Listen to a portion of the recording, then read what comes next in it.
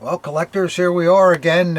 Yesterday we did a video, and we didn't have enough time to show you some of the other things that came in during the last week. And as promised, we're back again today, so this will be a new record for us. I don't think we've ever had two videos in 2 days, but here we go. Today is the 2nd of February 2022. So we'll get started, and I think I've been thinking about it, and I've been wondering whether I either like to make these videos or I like drinking and smoking the most. I'm not sure which, so I'll just keep doing them together. So here we go. First of the day, Prost. Yeah, made that one a little strong too, so got me going a bit here. Light my cigar. And I'm going to show you some rather, I think they're interesting things, and not all daggers like yesterday. So let's see what we got here. I got 3 big boxes, and I really don't know what's in any of them, but maybe I'll start with this one here. I got 3 big boxes and 1 small box. This is the small box. Let's see what's in here. The man that consigned these things puts everything in diapers. So if you guys have a newborn on the way, we got plenty of diapers here. So let's see what these things are. Get this box out.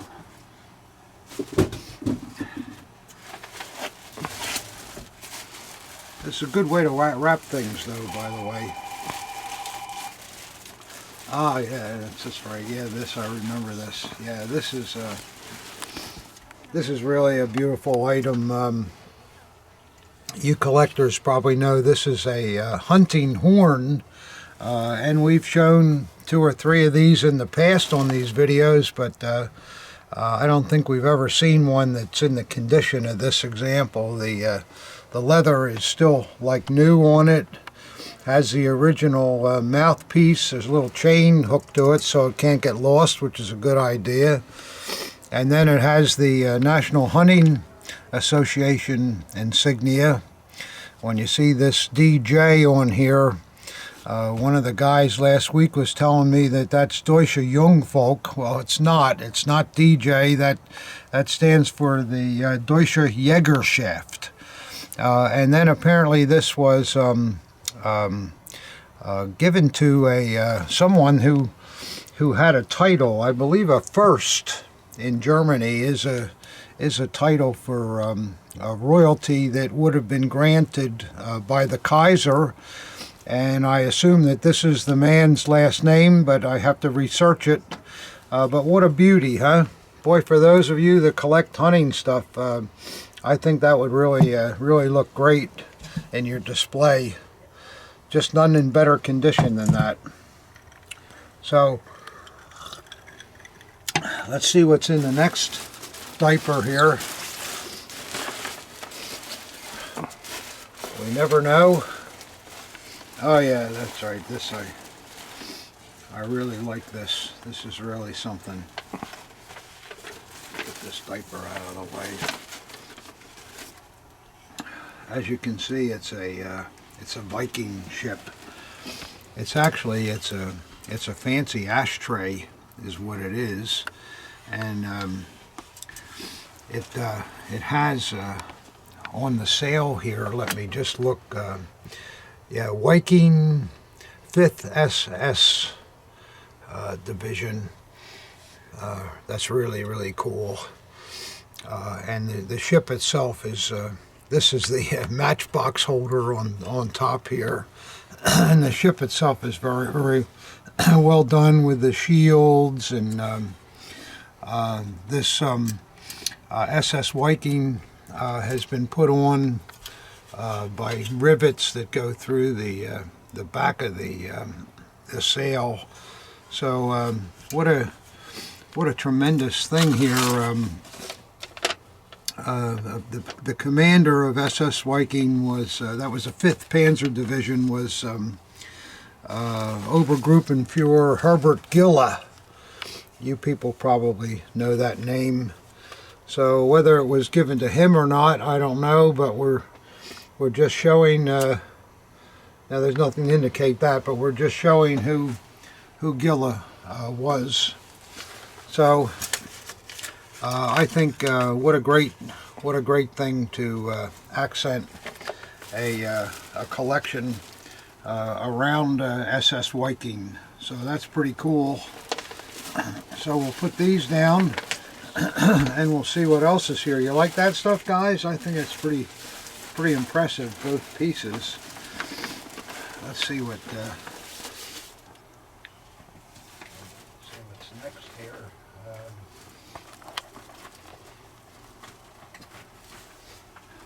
This piece, I have to have this piece looked at, because I'm not an expert on cloth, but it certainly is impressive and really something. I'm not endorsing it yet, but it sure is something to look at. Look at that. It's the 4th SS Deutschland. This is the top piece that would go on a Schellenbaum, you know, the Jingling Johnnies. It's very, very heavy, extremely well made. It has a leather tunnel hoist on the top, and all of the tassels are still there. It weighs a ton because it's all made of bullion, but look at the work in there, huh? It's really something.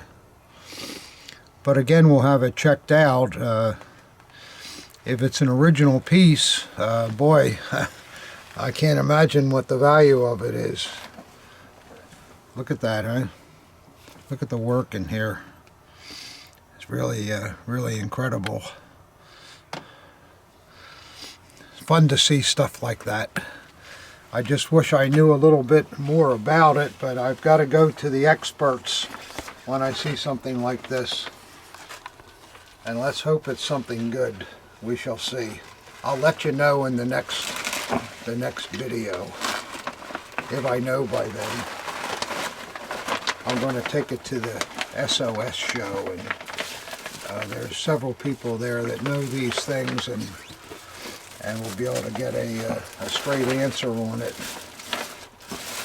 So that's kind of cool. And let's see what else is here. More diapers. And let's see what we have here. Oh yeah, I like this a lot. How do you like this, collectors? I mean, we see a lot of NSKK car pennants, and sometimes we see the tops, but rarely do we see the whole antenna with the NSKK pennant attached to it. It's really a nice thing. This is the antenna is put onto a base here to hold it up. Of course, this antenna would have gone on to the automobile or a motorcycle, wherever it was being used. But I think that's quite a piece. You like that?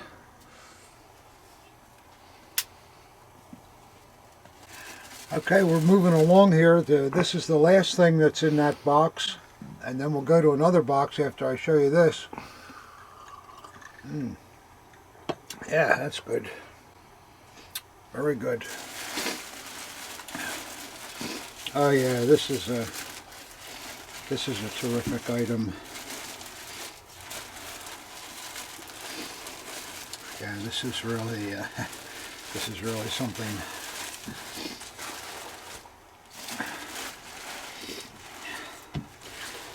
This is one of the decorative horns, drinking horns that were used particularly in hunting lodges and so forth.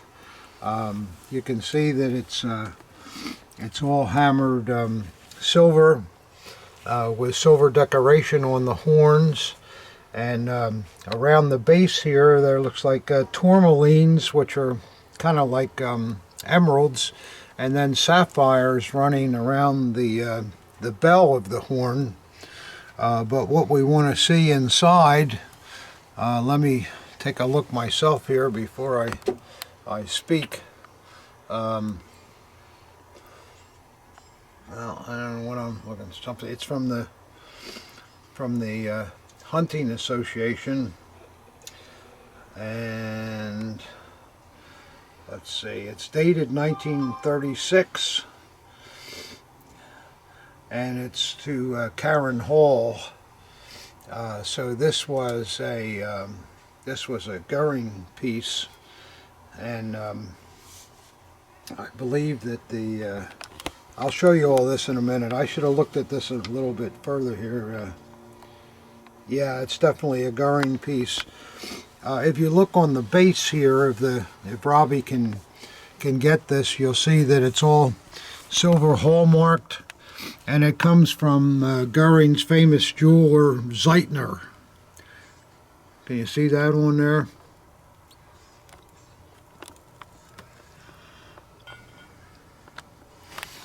And then in the bell here,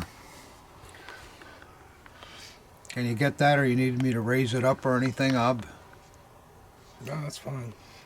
I'll have to translate. There's probably some kind of little dedication there, but I do see Karen Hall and the year. So this is a real treasure. Just imagine what was going on when this horn was on display, huh? Wow. So that's a very cool thing.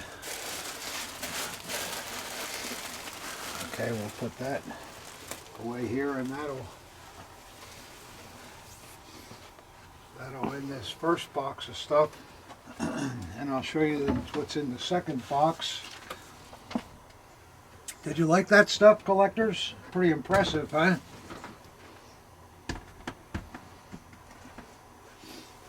Let's see what's in here.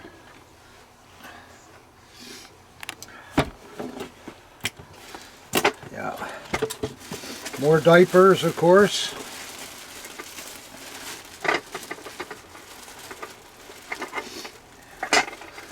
Yeah, this is a desk set. It belonged to Constantine von Neurath. Von Neurath was in the diplomatic corps. He was also an SS officer. He was quite famous. Very handsome guy too. I have some pictures of him wearing a government official's dagger. Maybe take a break, Abby, and I'll show you this picture. I'll get this picture.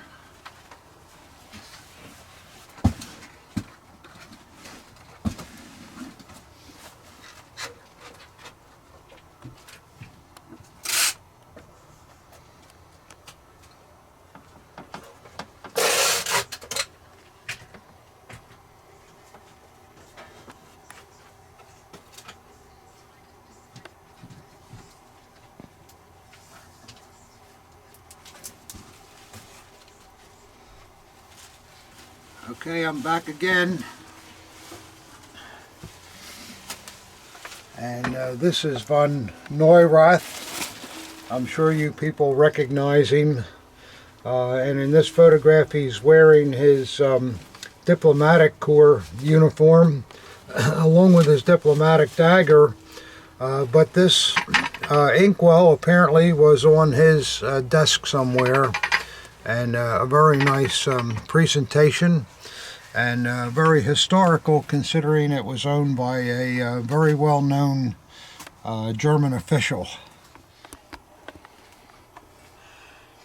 Okay, guys, got some more things from the same consignment. Let's see what we have here. This is something that goes with something else. I hope I have all the right parts here to go together. Yeah. And this, I'm not sure, this doesn't have anything to do with it. Okay, this is pretty interesting.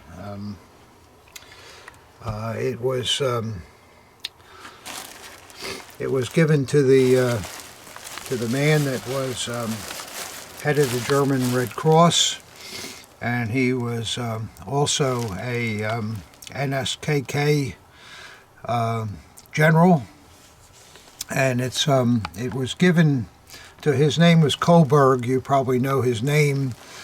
He was part of the English family, royal family, in fact. And after his time in Germany, the British didn't want anything to do with him. But he was quite well known during the Third Reich because it was nice to be seen with someone of royal blood. He was also a friend of Goering's. And what's interesting was that this blotter is what it is, an ink blotter, which the bottom of it is here somewhere that goes over here to blot the ink, but it was given to him by Rudolf Hess back in July of 1921, so it's quite old. And this was to hold paper.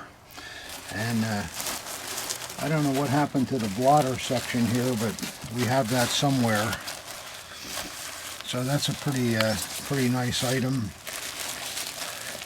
Very historical. I hope you collectors know the name Coburg. Very prominent in the Third Reich period.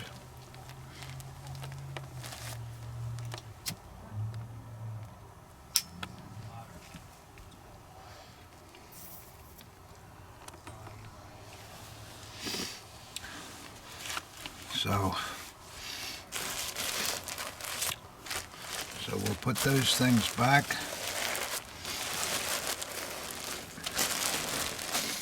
In the next diaper here, we have a pull top, which is always a crowd pleaser. These were the pull tops that were issued by the forming group that was headed up by Daré, who was the SS minister in charge of agriculture. And they're really beautiful. It's all separate brass here with the wheat shaft and the sword. Quite a nice thing, to say the least. Did we see that? Was this marked up? I don't remember. It's on the underside of the swastika. Over here? On the very edge. Oh, yeah. Yeah, you see where they're marked there?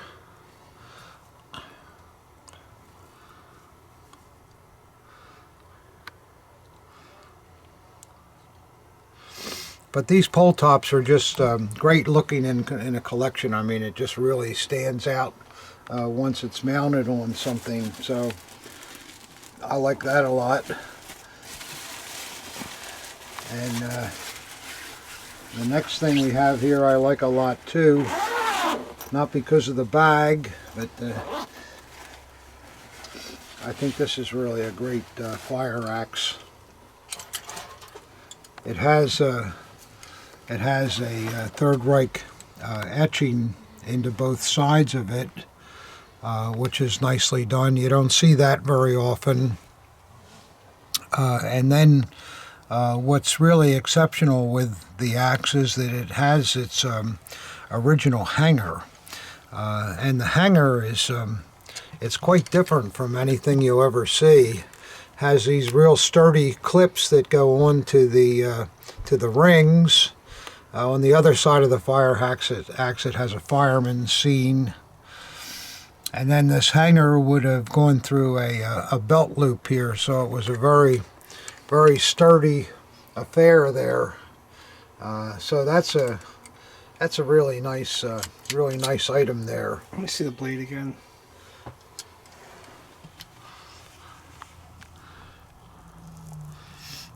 the other side too? No.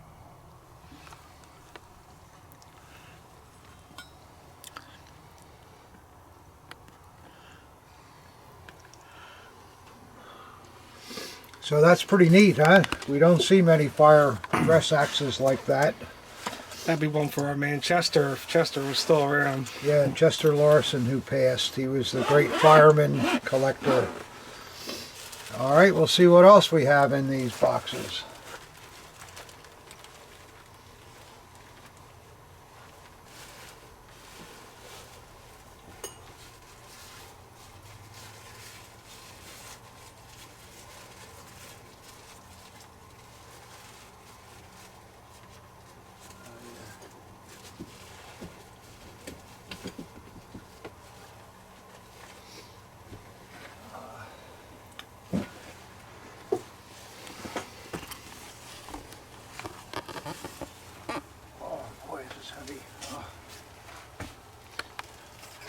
This is very heavy, collectors, and it's a wonderful piece.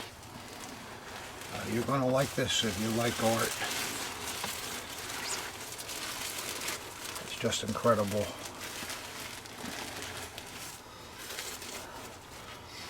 Oh, boy, it's heavy.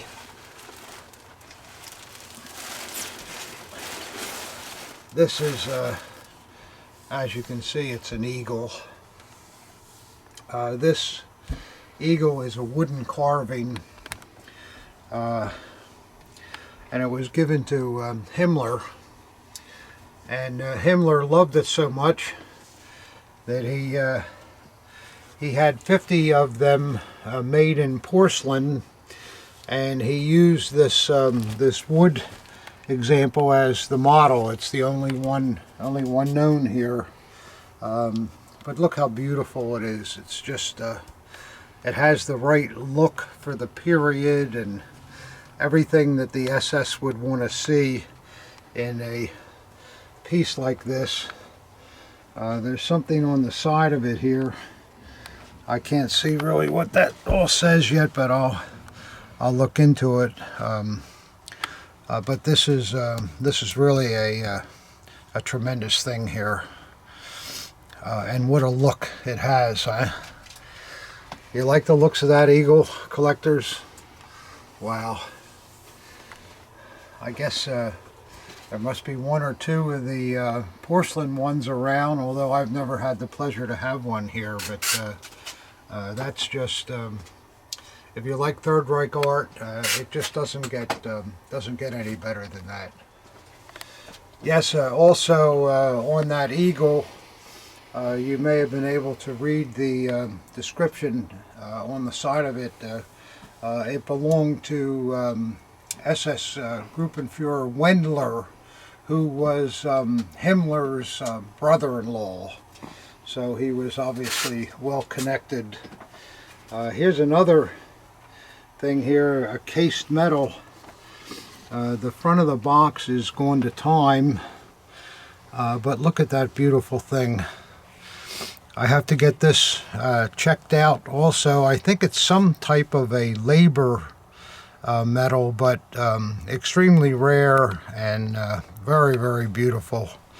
I want to have it looked at, but it looks to be an original to me, but we want to make sure. But that's something that I don't think many metal collectors have in their collection. It's just very, very beautiful. It's a shame that the front of the box is gone, but anyhow, it's kind of a nice thing, and I forget what's in here. Yeah, that's some kind of a DAF metal too. That's one we don't see much either. It's a big, heavy thing. And the reverse of it. So we'll get both of those looked at. I think the other has to do with labor, so these two pieces kind of go together. Okay. So you like these things so far, collectors? Some really rare things here that I maybe should have studied them a little bit more. All I'm doing is taking them out of the boxes, and I really haven't had a chance to do any of that, so I apologize. I should be able to tell you more about them than what I am, so that's all right though. I think it'll be all right. All right, and next we're gonna look at some beautiful things.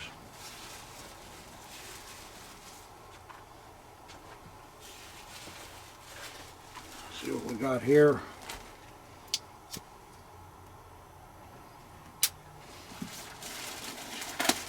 More diapers.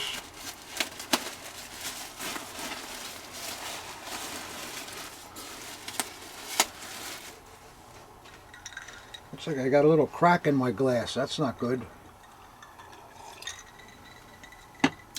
Well, maybe it had the honor of being hit by one of these tremendous pieces, so that's all right, I guess. I have a lot more of those glasses, just in case, you know. Got more wrapping here.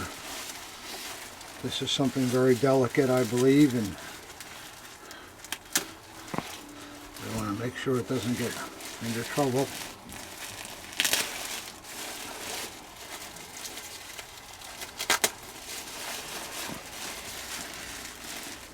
Oh wow, yeah.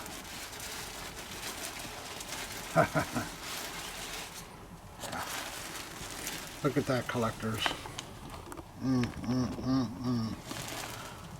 That is an aulic painted fawn. I mean, just look how beautiful that is. It just doesn't get any better. The face and the form, the legs, and you very rarely see the colored pieces. And it's yeah, it's all aulic marked on the bottom. Yeah, that's a really really beautiful thing. It's got the model number on it and so forth. But that's not something you want to have if you're apt to throw your dishes around when you get mad, because you wouldn't want to break that. I'll bet that's something that Debbie would love. You want to look at this a minute, Debbie? What? Just look at this, how beautiful this is. You'll love it. Is it a cat? Oh, he is beautiful. Isn't that beautiful? Absolutely. Look at the tiny legs. Yeah, it just is, wow, you know. Oh, he's beautiful. Yeah, I think that's really fabulous. No tail.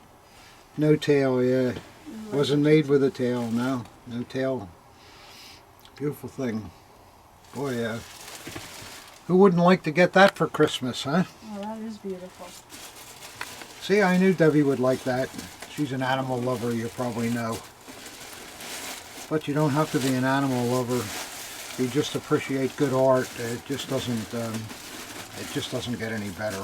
It's just a fabulous thing.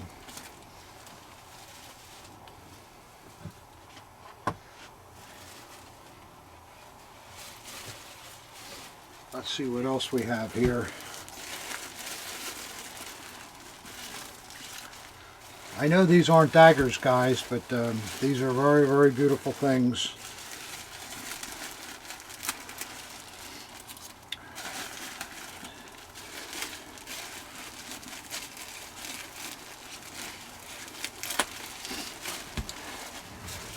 Yeah, oh boy, that's right, yeah. Yeah, this is a real treasure. Well, collectors, you're obviously looking at an aulic candle holder, but what's so special about it? It was made for Jakob Grimminger, and most of you people know Grimminger was the man who carried the blood flag through the entire Third Reich period. He was also there in 1923 during the putsch, and Hitler, the original blood carrier, he was killed during the putsch and the flag was full of blood and so forth, and they elected to save it and use it as kind of a martyr device. And Grimminger was given the honor of carrying the flag. But what's interesting too on this candelabra has the Feldherrnhalle on this side, because that was represented during the putsch. And then on this side, it has the Blood Order Award, which you collectors know that was given to the party members that were present at the putsch. Then later on, others were given out to long-term people, but a Blood Order is one of the rarest medals you could find. And then this is the, apparently Grimminger was given this on November 9th, 1938, which would have been an anniversary of the November 9th putsch of 1923. This is obviously one of a kind, and it has the Aulic mark on the bottom. It just is unbelievable that something this rare and this great would be here in Whitman's cellar. It's a real honor to have a beautiful piece like that, and what could be more historical, huh? Wow. You wonder how these things ever turn up. Well, somebody has to have them, so it's just amazing they come through the cellar here. But wow, that would have to be the highlight of a lot of collections. Let me tell you, it just doesn't get any better than that. It just really fabulous. Wow. Gotta have a sip after that. That's kind of, it's so rare, it's scary. Yeah, that's kind of scary too. Okay, now we'll put Grimminger away here for a minute. And let's see what we have next. Here's a nice little box here that probably has something you'll like. Oh yeah, I know what this is now, yeah. This is one of the favorite pieces of Aulic that are really difficult to find. You guys know what that is? Amazon on horseback. Really beautiful. Very difficult to find.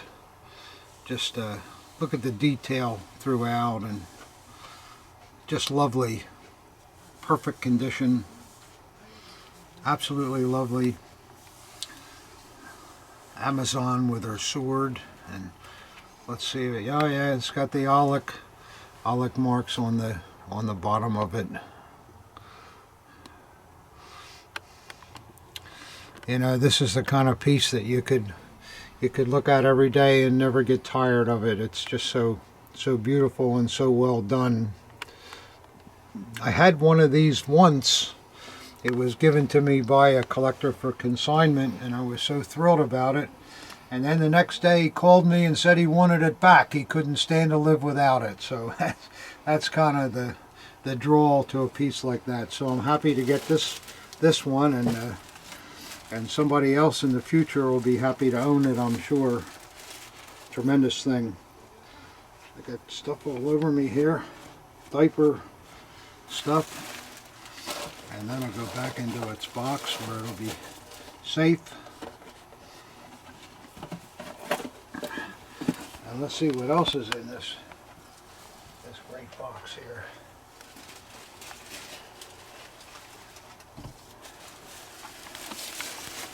This is another one that's wrapped up pretty nice and tight. Must be something good.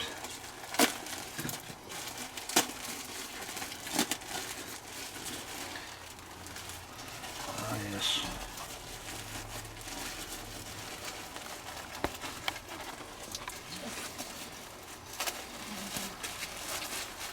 So here, guys.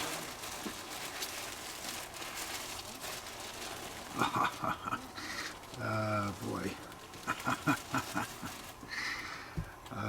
That's the fox terrier that I love.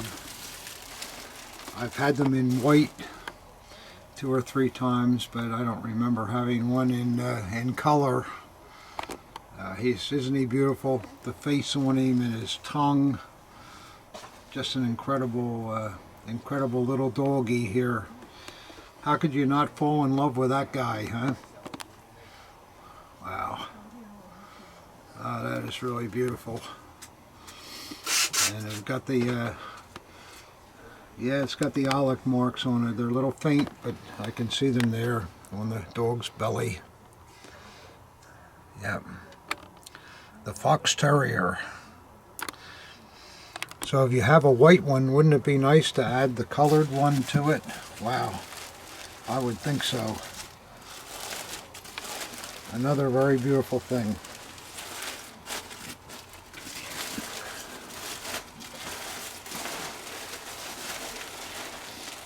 Okay.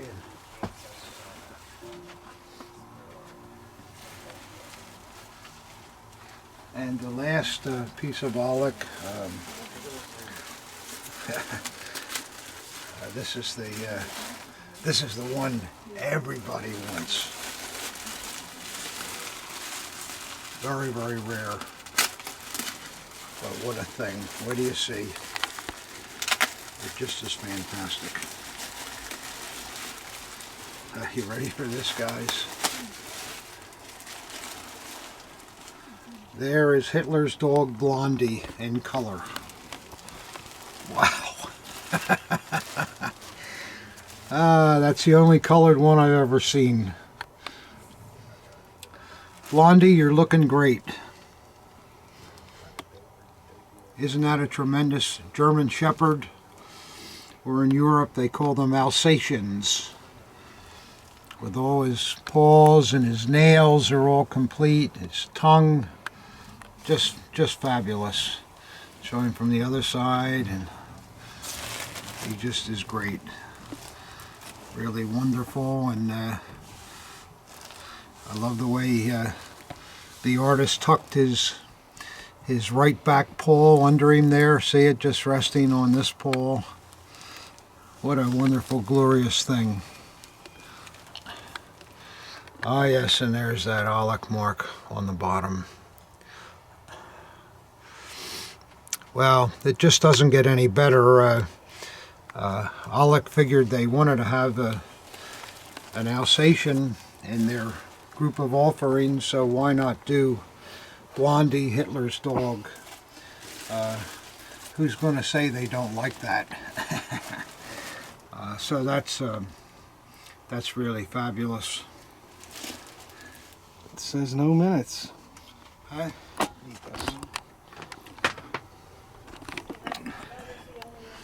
Yeah, well, here we go. We have some more edge weapons and other things that came with this consignment, and I want to show you those too. I'm sorry for taking so long with but those diapers, and you have to be very careful with that Alec. We wouldn't want to break something. That would give you something to talk about, wouldn't it? So we didn't, thank goodness. But they're included. There's an AH formal aspect server. These were for like a gelatin, and since they're table pieces, they made very few of them, so they're quite difficult to find, and I'm sure somebody would like that for their AH silver collection, and it's marked on the reverse with the usual hallmarks that we see on the Brookman stuff. And then there's also, we have some daggers that came with this consignment and a couple of swords, and we'd like to show you them too. These, see what we got here. Well, before we get to the daggers, this was kind of interesting. That is a cigar cutter, and it comes from the Olympics. See the Olympic circle there in the center of these nice brass grip plates. And then on the other side, it has Olympia, 1936. So that's kind of a cool thing. First one of those I've seen. Yeah, here you fine.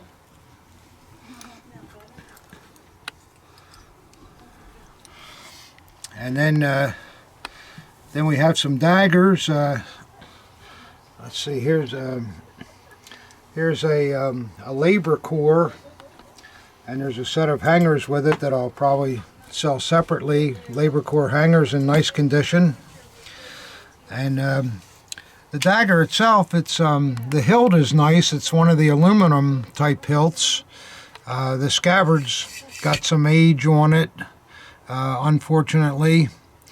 But what's kind of cool about this officer hewer is that on the reverse of it, it has the man's initial and his name, Aaron's. It looks like an O. And his name is also on the back of the crossguard. So with the initial and the last name, this would be a great research project for somebody that wants to do that. It'd be fun to put a face to the man that owned this hewer. The blade is not terrific either. It's okay, but it's it could use some cleaning up. We can tell it's an Alcozo dagger because I may have told you before, when you see the Arbite adult motto running up into the fuller with the etch, only Alcozo did that. And then you'll see the Alcozo trademark on the back. But a really good research project there for somebody. And next we have a nice Land Customs. We've had a few of them in the last few unboxings, so it's funny how they run in cycles. You don't see daggers for years, and then all of a sudden there's 10 of them. But there you are. It's a real piece. It has good leather. Got a couple of scuffs on it, but has the aluminum hilt with the steel type scabbard fittings that are plated to match a little bit with the aluminum. And on the reverse, you can see the lines don't run around, which is what you want to see. And it's got a decent blade on it. This one's by Clement & Young. Clement & Young made quite a few Land Customs pieces. They must have had a big contract with those people. This one's stamped on the back with the shield with the Z in it. And it's also stamped on the obverse underneath the swastika. So a good piece there, and along with it, got a great set of Land Customs hangers, which I'll probably sell separately too. These are really in nice condition. The brocade is terrific. The snaps show hardly anywhere, and it has the leather tops that hold the brocade, and of course the back is that Kelly green color velvet that you like to see. So that's a good thing. And next we have a Tino officer. It looks like it's been worn quite a bit, but it doesn't have any flaking to the hilt or the crossguard, and the grip's good. We like to see a little more blackening in the scabbard panels, but that's the way we find them sometime. And this piece has a beautiful blade, and you may be able to see there that it has a stamped number on the blade instead of the etch number. And we see the stamp numbers on early pieces, and that should match the throat number, which I'm sure it does. So that's kind of a nice Tino. It won't go for a fortune because of the wear on it, but still it's a good dagger. And then along with it is a great set of Tino officer brocade straps. You'll be looking at, hey, why are the buckles so high? Well, you know, the buckles were adjustable, and you can see they originally were down here, but the man who wore the dagger, maybe he was a shorter guy, and he moved the buckles up. So no harm done there. good, really great brocade, shows little to no wear. And on the reverse, the black velvet. So a good set of Tino hangers here, which will also sell separately from the dagger. So somebody out there looking for a brocade set, this is a good opportunity. So, and let's see what we got in this other bag here. Boy, this guy gave us a lot of stuff. I'll tell you, it's going to keep me busy trying to figure this all out and include it in the inventory and all that stuff. And let's see, we got well, here we I start out with a nice chained SS. That's an early one. Got a beautiful grip on it. Nickel cross guards. Nickel Type 2 chain hanger. Painted scabbard. The paint shows a couple of chips here and there, but not bad. And we'll look at the reverse of it, and yeah, the chain is really nice. Of course, it's marked with a Coulter's Eischen, and there's some more chips on the back, but it's really not bad. This is still a high-class piece here, and we'll look at the blade here as soon as Robbie gets done with that. And I see, there we go. There's the blade. It's a beautiful blade in perfect condition. Meine Ehre heißt Troja. And on the reverse, it's an unmarked one, as we normally see on the all factory made type pieces. So that's a great dagger. I'm sure somebody would like to have that. And then we have a next is another Eichhorn piece. You can tell by the cross guards. The grip shows a little bit of wear here. More hits than anything else, and a little bit on the reverse too, but at least there's no chips. And the scabbard is in very nice condition, very nice anodized scabbard. And let's see what we got here. Well, the blade's pretty good. It's not totally mint, but it's pretty good. And then when we look on the other side, da-da! Okay, it's a Himmler dagger. In Herzliche Kameradschaft, H. Himmler. Again, the blade is, it's not mint, but it still has its brightness. There's just the slightest traces where some nut was going to sharpen this maybe. Fortunately, he didn't do much damage, but it's there. And then it has the early double oval trademark like we like to see. And let's see if it's numbered. Yeah, there's that inspection number there, number 4.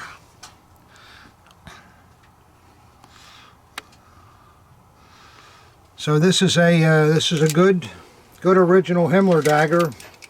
Can never have too many of them. And what else is in here? Oh yeah, a couple of these pieces are original, and sometimes I get a hard time about these pieces. These are the Olympic pieces that were sold at the Olympics and left over and found in East Germany. They come in 2 types, with the stag grip and the HJ insignia, and the stag grip with no insignia in it. And what they'll have is an inscription that has the Berlin coat of arms on it, and the Olympic eagle with the circles, and the blade translates out for the glory of Germany and for world sports or something of that nature. And they're made by Emmelvoos. This one is the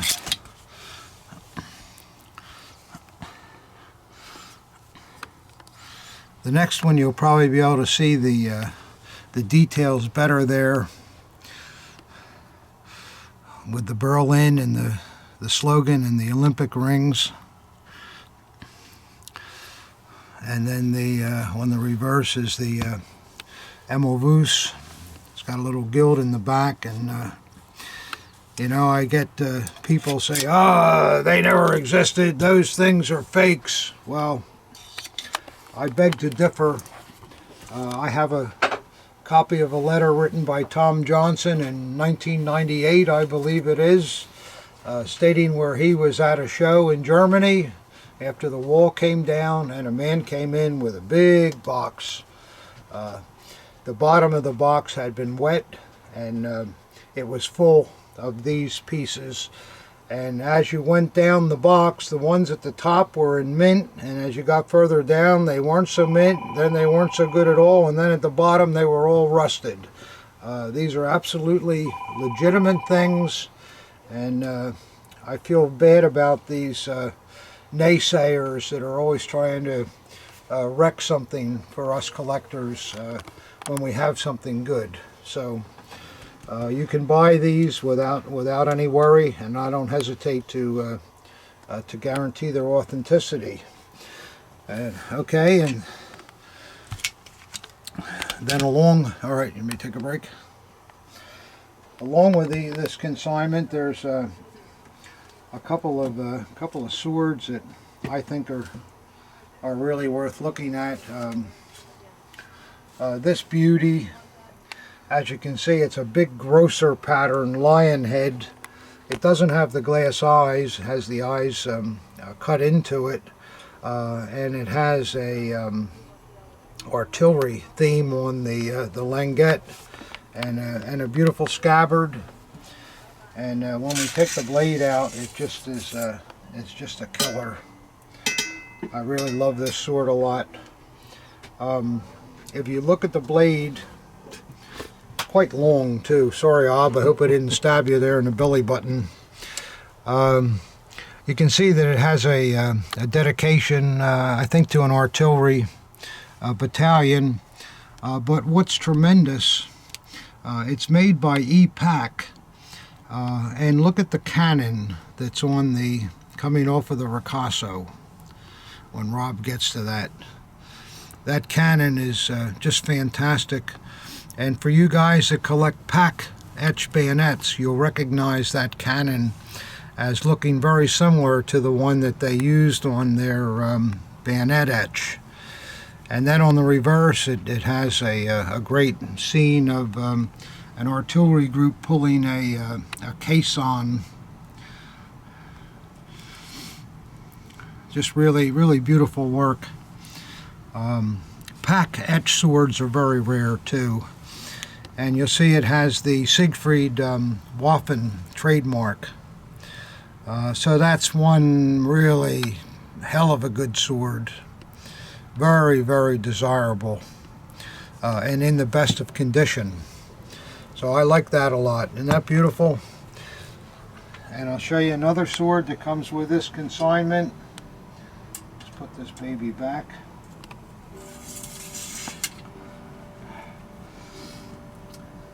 And I think you guys will really like this one. Sorry to waste your time, and I gotta have a sip.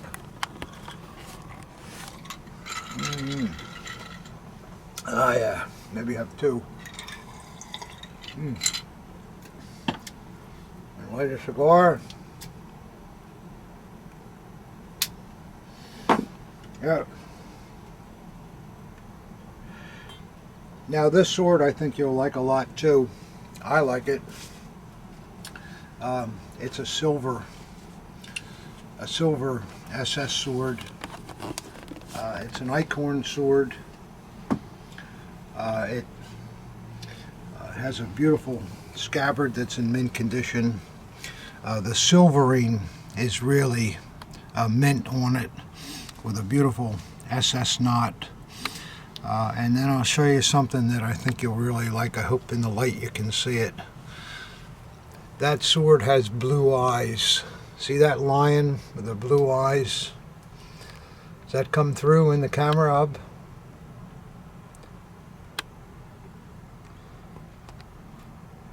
This way? Can you see it? Yeah, tilt it the other way too. Keep going. Keep going. Keep going.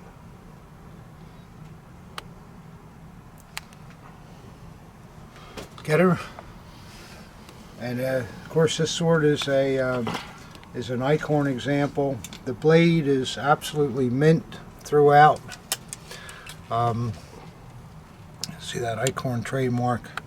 But I think that's really a lovely sword, and the Blucher model, which this is, Eichhorn made early on, and it's entirely feasible that this officer ordered this sword before the Model 36 Degen came out.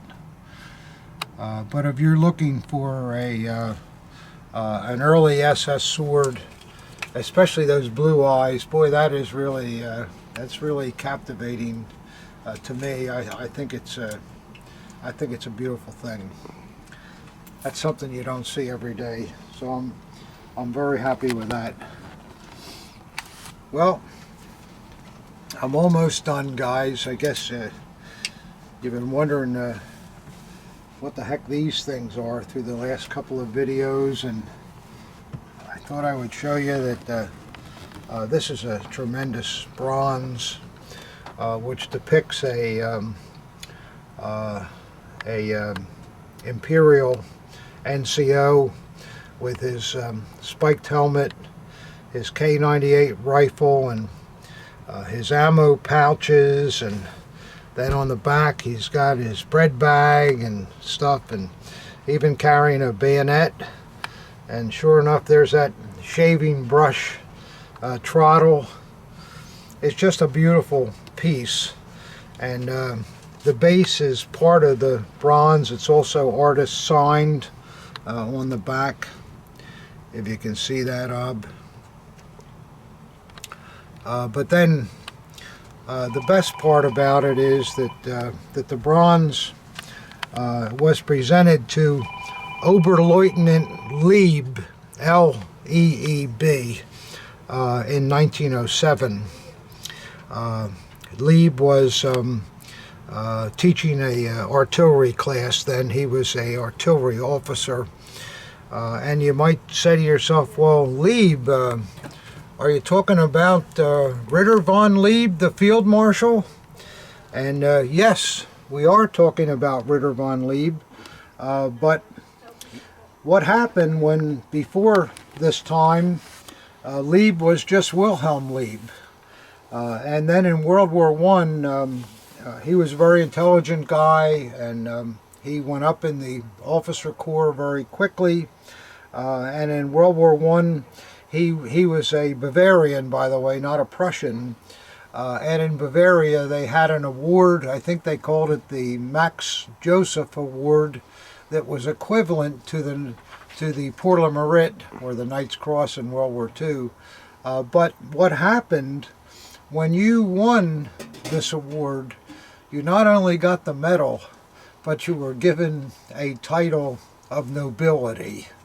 And that title was Ritter, and then von in front of your name. So Lieb became Ritter von Lieb, and that's why it only says Lieb on the bronze, because he wasn't yet a titled official. So Lieb was a very interesting guy. He, of course, was in the army during the Weimar time, and when Hitler came to power. And a lot of you guys know that Hitler didn't really take too kindly to these highly educated Junker aristocracy officers, and so he kind of he put up with Lieb for a while. But then when he sacked Blumberg and Frisch in 1938, he sacked Lieb too. But then he called him back again, and Lieb helped a lot with the Czechoslovakian annexation, and he kind of moved up, and then the war broke out, and Lieb was assigned. He was a general by then, and he was one of his main things at that point. He was put in charge of the French campaign to shut down the Maginot Line. You know, the Maginot Line was the big wall that the French had built around France, and he was able to do that, which gave the Army and the SS the ability to easily conquer France and Paris. And after that, he was made a field marshal.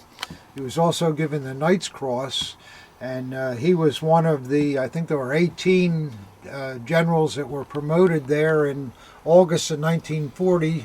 You've all seen pictures of Hitler conferring the field marshal rank on all those officers, Lieb being one of them, and Goering at that time received his title of Reichsmarschall. But then Lieb went into the Russian campaign, and he was supposed to conquer Leningrad, and things weren't going so well, so Hitler said, cut it out, and this should be done in an instant, and what's the matter with you? And Lieb wrote back that it's not as easy as you think from being an armchair general or something to that effect, and he said he wanted to be left alone, or he didn't want to be in command, so Hitler relieved him of his command again. I think Hitler relieved Lieb of command 3 or 4 times over his years, so it's kind of interesting, but I think he was a man who should have been respected as a great military officer, and he was brought into trial at Nuremberg, and apparently not for any good reason, because when the trial came up, they really couldn't prove where he didn't do anything that was not strictly military, and so he was let go with time served, as they call it today. But he was quite a man. He was born in 1867, something like that. He was one of the oldest officers there were in the German army, and he died in 1876. I think he died in about 1956. And what's interesting, you've been looking at this thing for the last 2 unboxings here, and some clown in my office put a pair of glasses on this man, and I think in the last unboxing I said, well, he looks like he's dead. Well, he is dead. This is a death mask of Ritter von Lieb, and I'll show you what he looked like when he was alive and kicking. That's him there, and I think you can see from that death mask that it is the same man, although he looks dead. So it's kind of a strange item to have. Oh, there goes all the books, but I'll show it to you a little better so you can see it. It's kind of dirty and all, but it's all bronze.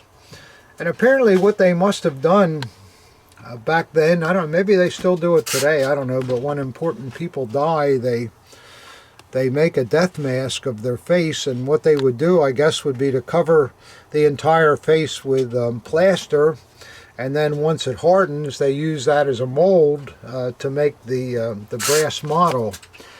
So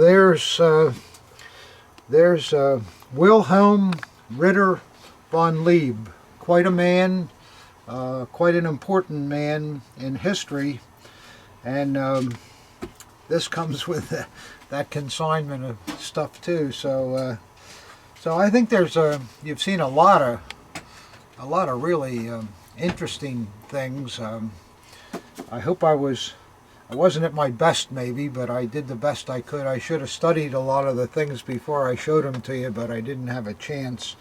But I think you got the point. So there we go. That's another unboxing, and I thank you for watching, and we'll see you next time with more stuff. Thanks a lot.